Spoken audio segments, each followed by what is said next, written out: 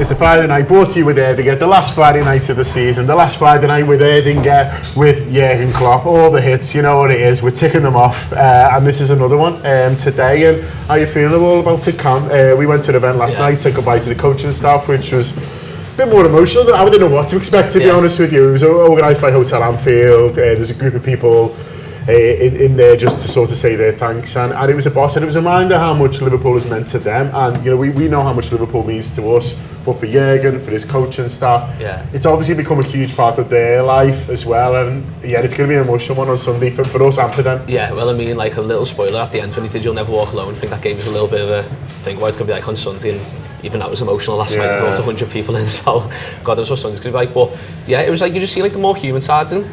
Like, you normally see like the odd press conference in pre-season if you guys are doing something, but yesterday that was like full-on interviews with them all, and that wasn't it? Well, Peter Crouch hasn't said a word for 8 years. He's fucking hilarious. Like, you know what I mean? You were all meant to have like a minute or two each, and he had about 5 or 10 minutes.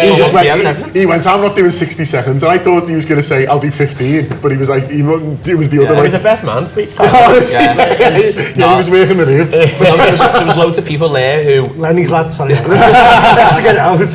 We've all been on the same journey. There was like lads from the match who, you know, like all the different organisations. It was a big game, loads of letting on. Yeah, that was the best bit, to be honest. Well, he went to let on. Yeah, but no, it was dead good, and it was just, as you said, like, just seeing like, you could see how appreciated they all were of us, and, you know, I think it's going to be really emotional. Like, they were all up at the end singing and stuff, and they hadn't even had the drinking on, and it just shows the passion, doesn't it? And yeah, just one last big one on Sunday now.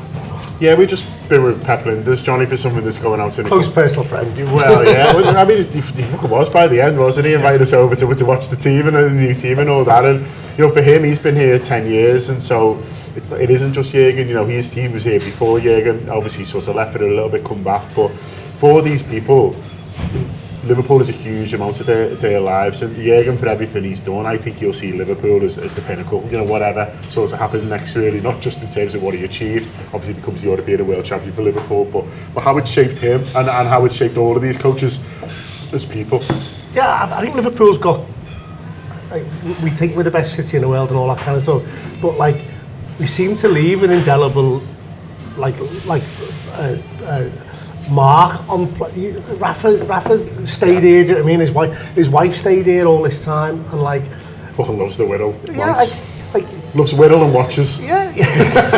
Like Alonso and his family here. Do you know what I mean? And I just think it's a place where we're often underestimated, but like when people actually come and visit, they're blown away by it. And I think 10 years of your life anywhere is a massive part of it. Like I was commenting this morning, we saw the Joel Matip announcement, and I know it's not a big surprise to anyone about Joel Matip, but that got me in the feels a little bit. Like he's a big part of our success, and then obviously Thiago's also done his announcement today.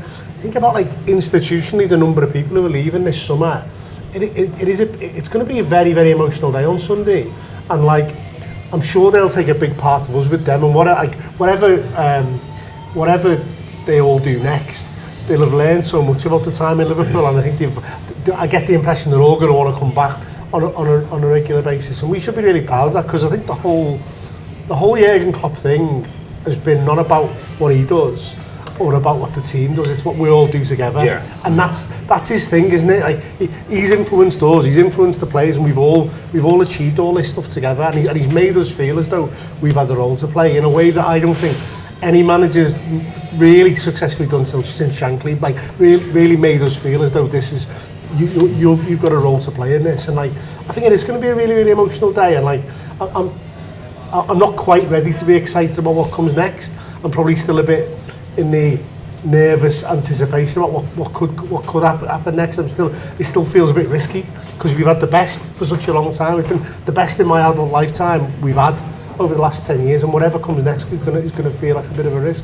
But so yeah, I know already. My lip went in meeting Pep today. We had a conversation. It just got a little bit emotional for about 30 seconds. I could feel my lip quivering listening to him. So God knows what Sunday's going to be like. Togetherness is the key word, isn't it? And that's what jumped out from what Johnny was saying there, and that's what jumped out for me from these events that we've been lucky enough to sort of be at. And last night, they come, all the coaches come last night to say thank you to us, and we obviously want to say thank you to them, but they were there because, you know, they believed in, you know, the power of togetherness, and they want to say thanks because what Jürgen's instilled and what is obviously, you know, there with the coaching staff as well, and that's why he's got them. It's no coincidence, you know, he's got people who you know, don't think exactly like him, because what would be the point, but, you know, but have the same sort of values of sort of togetherness and what we achieve together, and that's what they all believe, is we've come together and it's been magical, and what we've achieved, all of us, is in the history books.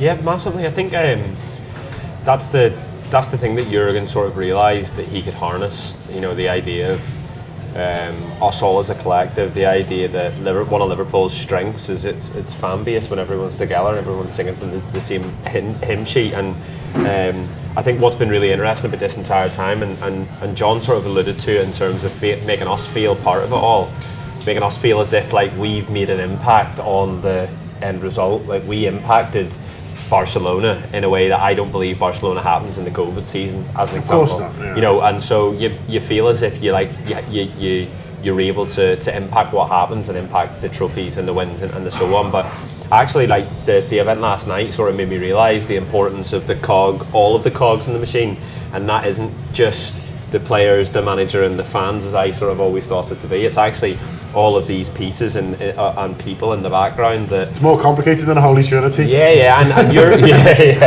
Jürgen is at different times talked about and looked for little 2% increases, little 5% increases, because the margins are so tight and what we're up against is so vast and big and such a big challenge to sort of overcome.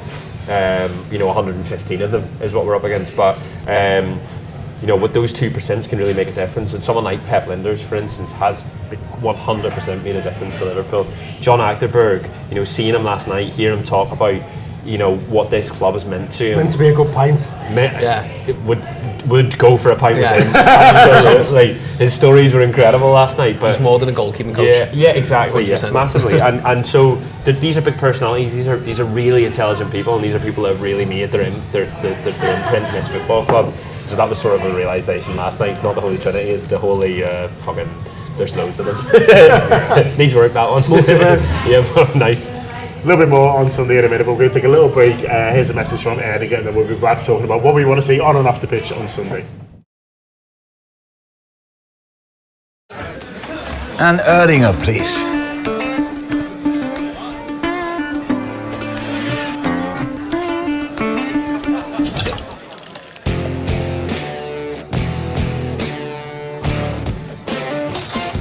Stop! Don't forget the best bit.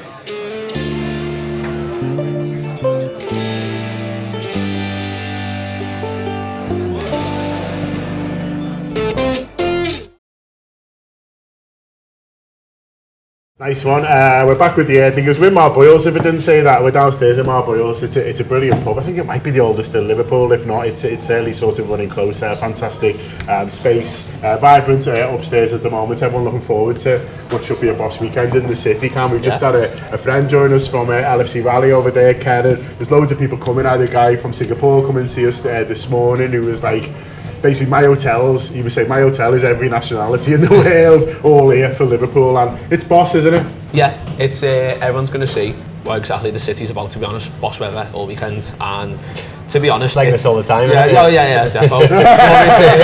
Buy a house. Yeah, Sunday it's going to be one of them where everyone says like, oh, imagine where it'd be ever like, you know, if like the league's not around on the last day, like what's going to be like on Klopp's last day, sort of thing. And that's where it is. It's Sunday at home. There's nothing riding on it. We obviously wish there was something riding on it, but in a way, there's no pressure. There's nothing on the game now. We can just focus on that. And yeah, that's just like everything around the ground's gonna be amazing. It's gonna be a boss.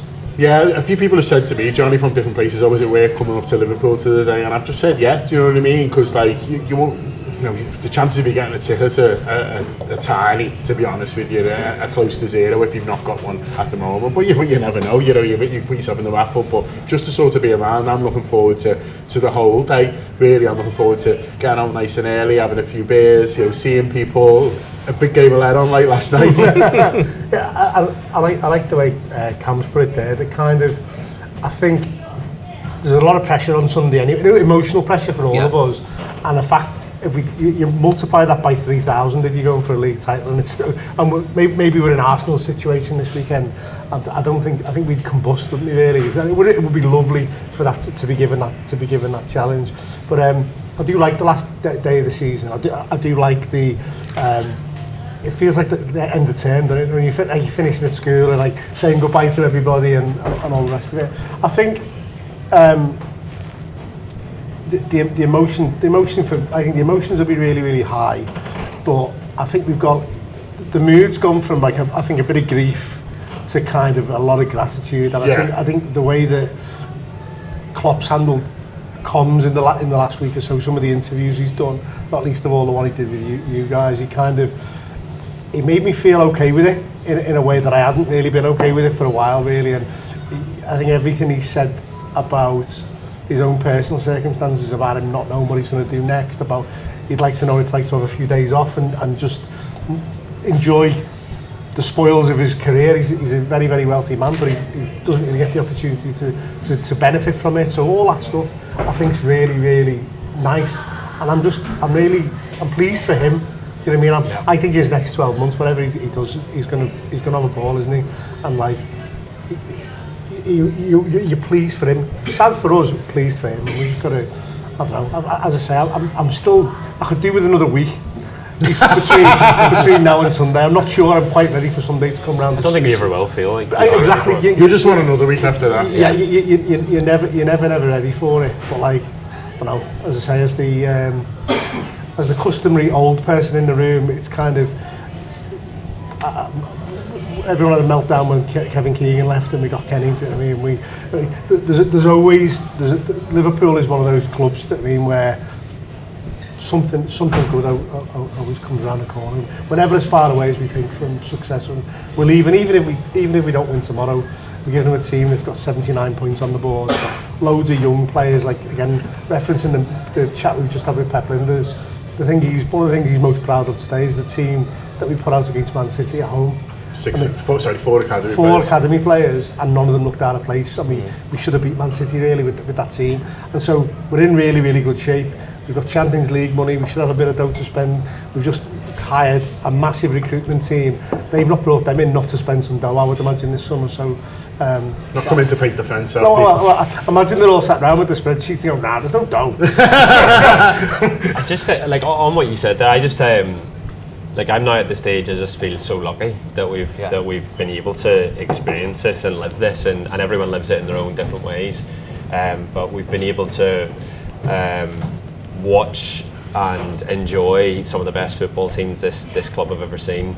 You know, we've got to watch and enjoy some of the best players breaking records in terms of points totals and in terms of goals scored, and we've got to watch football miracles on a weekly basis, season after season. And I think all of this, it won't really sort of set it won't feel real, and it won't feel as sort of what's the word, like it won't sink in basically until years down the line when we look back and we go, fucking hell, what a ride that was, what a journey, what those moments that we enjoyed, the comebacks, the fucking, you know, the goals, the trophies, the trips to Wembley, the European trips, the adventures, you know, just everything about it has been magical in a way that I didn't ever think I'd get to experience as a Liverpool. Well, I think that's why Sunday's going to have to be, it'll be that special where you just remember all of the memories we've all made, all the journeys, all the friends you've made, and it's just be hopefully just one big party. And that's what it's going to be. That's a massive part of it. Is that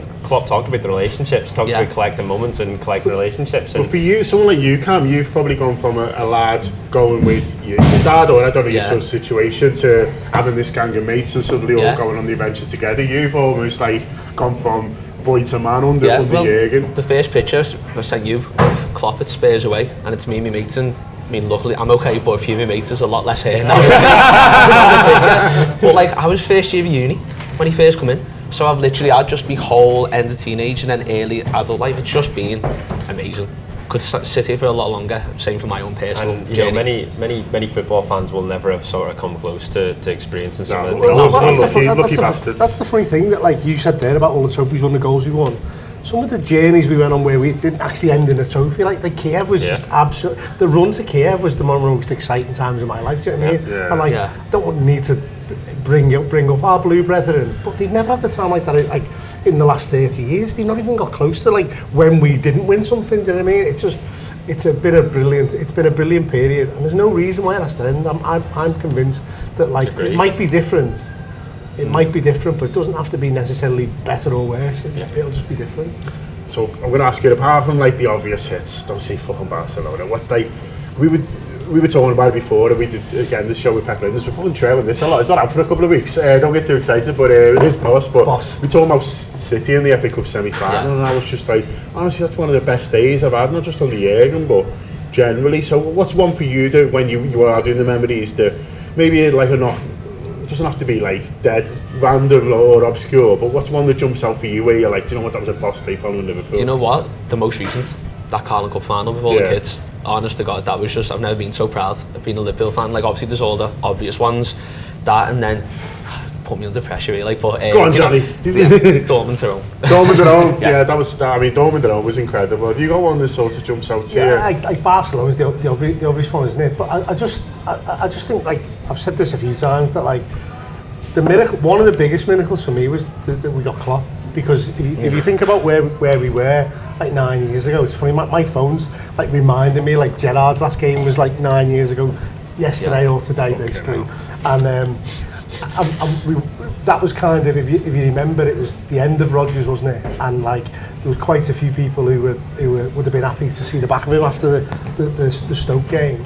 And then in the October, if they'd sacked Rodgers after the Stoke game, we wouldn't have got Jürgen Klopp, because he was just starting a sabbatical then, wasn't he? And he'd said then he needed a break.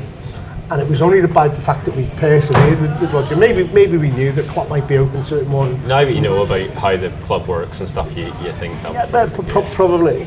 But like, of all the places in the world Jürgen Klopp could have, because Man United would have taken him. There's plenty. He interviewed for Man United, didn't he? There's plenty of places. Called them all walls, I think. He said, like scuffs. He said they are the worst fucking enemies ever. He spent a lot of time in Germany, and they know what But so the fact that like the timing worked out the way that the timing worked, and the club were able to get him at a time when our star